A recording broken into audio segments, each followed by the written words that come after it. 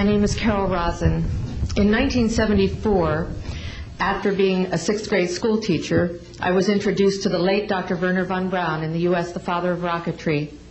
In my first meeting with him, during that first 3.5 hours, he said to me, Carol, you will stop the weaponization of space.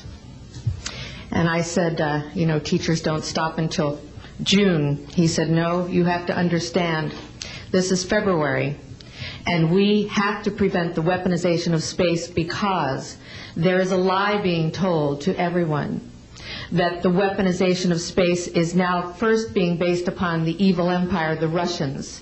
There are many enemies, he said, against whom we're going to build this space-based weapon system, the first of whom was the Russians, which was existing at that time. Then there would be terrorists. Then there would be third world countries. Now we call them rogue nations or nations of concern. Then there would be asteroids. And then he would repeat to me over and over, and the last card, the last card, the last card would be the extraterrestrial threat.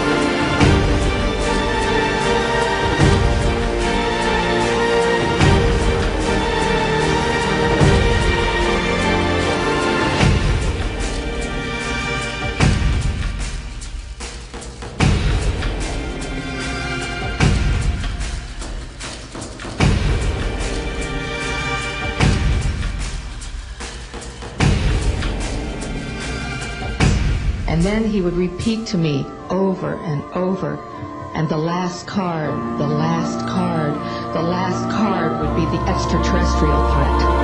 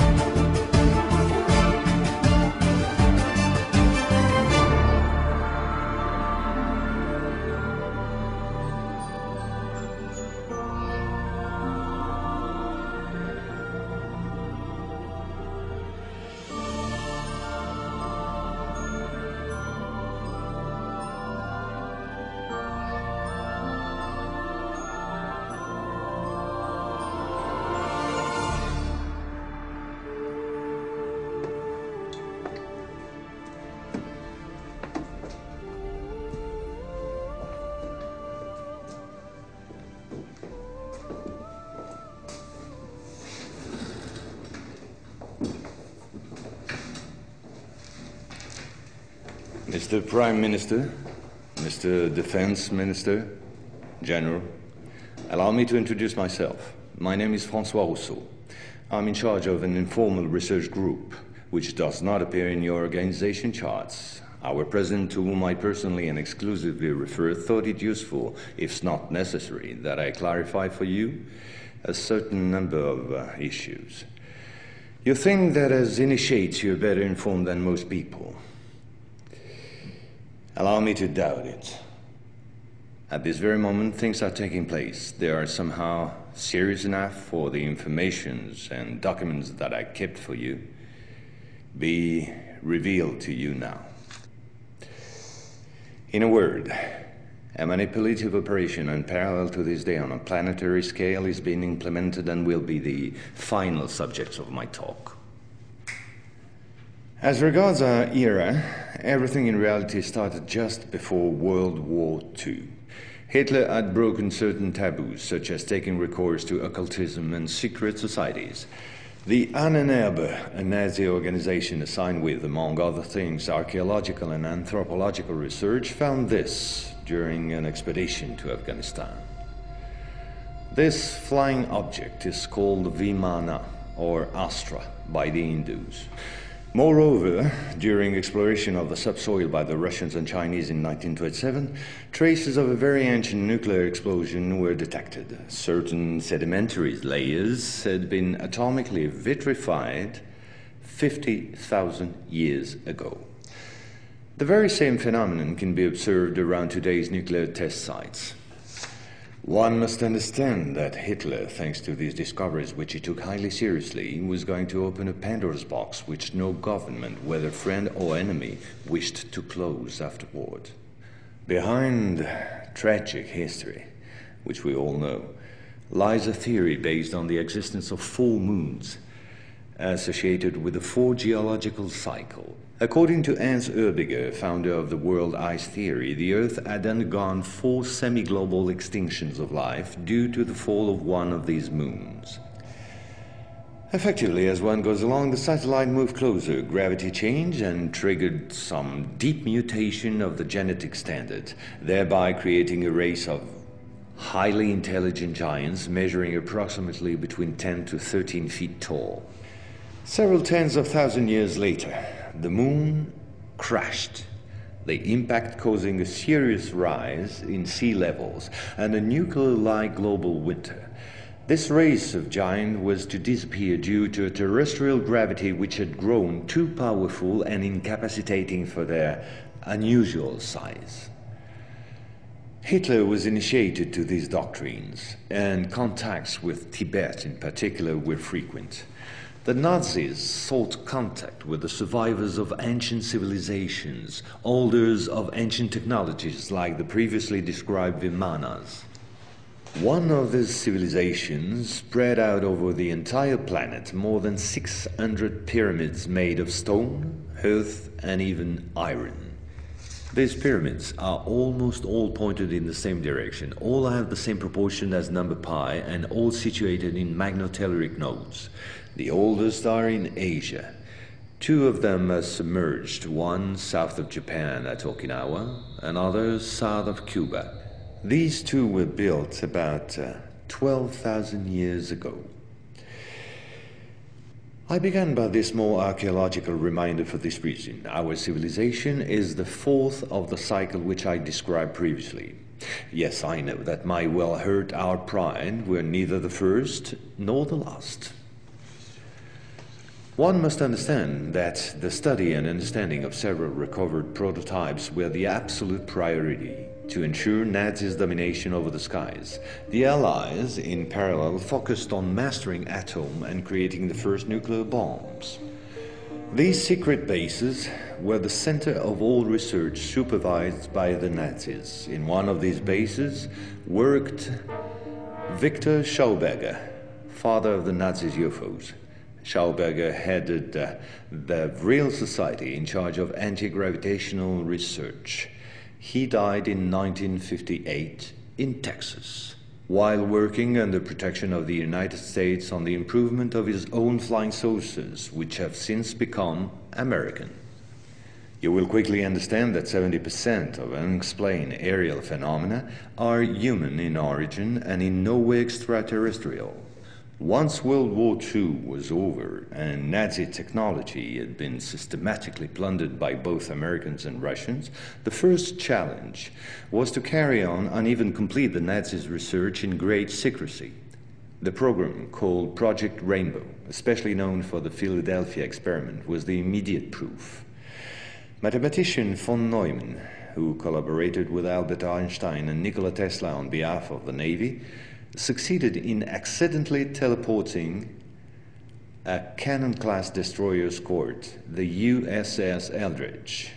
These photos, supplied by Morris K. Jessup before his suspicious death, are rare testimonies for this unique experiment. In the same time, the first Indo-Aryan technology prototype trials did not go by unnoticed. The military had come up with a more efficient parade than secrecy.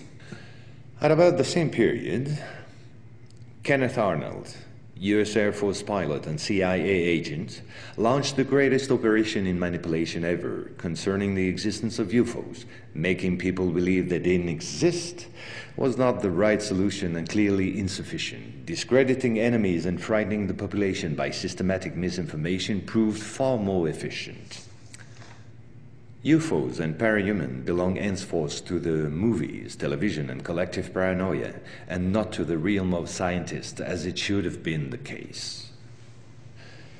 In May 1947, the American Secret Services discovered the existence of an ancient terrestrial UFO secretly recovered by the Russians, which had crashed into the Altai Mountains along their border with Mongolia.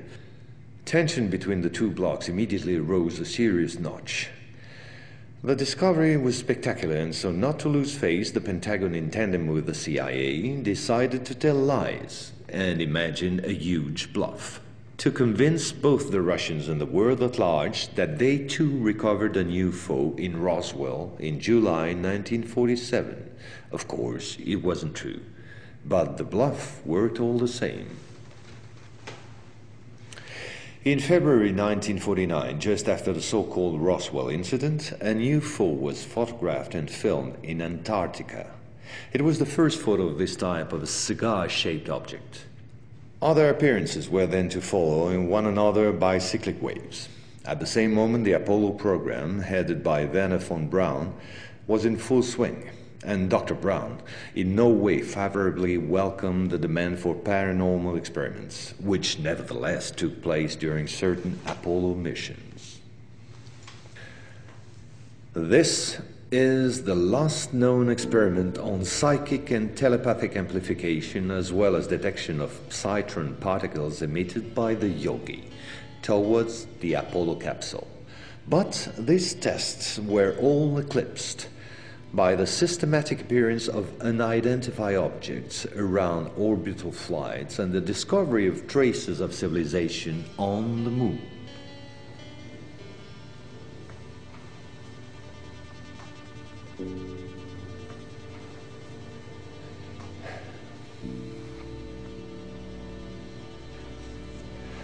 NASA had to face an avalanche of data and embarrassing proofs. The only solution was to put everything under the cloak of defense secret.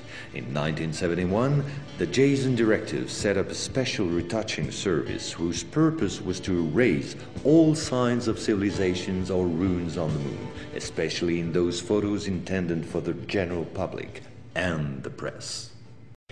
In June 1965 has appeared this in a satellite report in the area of Deception Islands, south of Argentina. The Russians tried to sabotage the refloating operation in vain, despite the violence of the confrontation. The flying object was finally brought back to Edwards Air Force Base in California. And 10 years later, the first anti-gravitational drone using magneto-hydrodynamic propulsion, or MHD, made its debut test flight in the desert around Edwards Air Force Base, where a number of prototypes came into being. The Belgians got a small glimpse of so-called UFOs in 1989 and 1990. The incriminated model was a triangular-shaped Astra TR-3B or XR-7, capable of flying in total silence at more than Mach 10. Now I would like to speak to you about another concrete application of such technology, the B-2 bomber, whose development started in 1982. The official B-2 stealth bomber, which flew for the first time in 1989, was to serve as cover for another unconventional B-2 to be built in parallel. This top-secret model used, among other things, a plasma creation system, exploiting the airflow like an MHD generator. This system produces ionization of the air around the B-2, thereby suppressing air resistance while ensuring total invisibility for any type of radar. This nuclear bomber has flown for 15 years now at more than Mach 10. It can fly around the Earth in just a few hours without being seen. Naturally, such military research was to give rise to many commercial spin-offs. Over the last 10 years, we've seen the appearance of dozens of non-lethal armaments like E-bombs or electromagnetic bombs, as well as, of course, microwave weapons and powerful lasers. The U.S. Department of Defense, through the multinational Raytheon, decided to invest a gigantic amount of money in an experimental program called HAARP, or High Frequency Activate Auroral Research Program. And it was quite a program.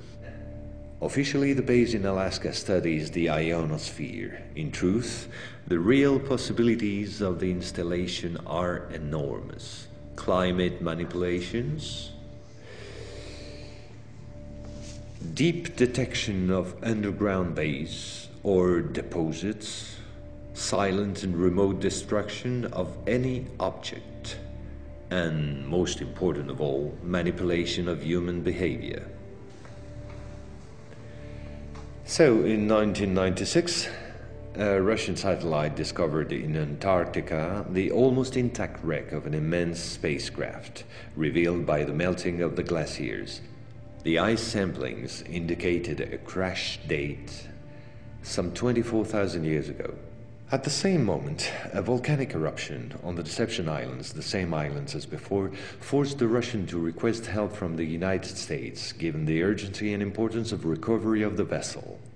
In the end, they suddenly dropped it all and evacuated the zone in panic. The device was finally destroyed by the Russians, extremely upset by the situation, which was no longer working to their advantage. No country will have such opportunity again. And this foolish action, as bad losers on the part of the Russians, was only to reinforce the position of the Americans as regards extraterrestrials. If this account seemed somewhat long despite my efforts to simplify, it was absolutely necessary to get to the subject I mentioned previously. The plot known as the Orion Conspiracy. Our research group is convinced that UFOs constructed by the Americans or the Russians will be used to support an hoax attack on the Earth of extraterrestrial origin. The media taking care of the rest, of course. The reason? Once the threats of international terrorism has dissipated, the war economies of the major powers, with the United States at the head of the pack, will need a new enemy in order to still prosper. War on Earth will be replaced by space war against an enemy from beyond. So then, gentlemen, I thank you. A complete report will be handed to you at the exit. As for me, I'll see you again soon for a second update on a quite different subject. Gentlemen.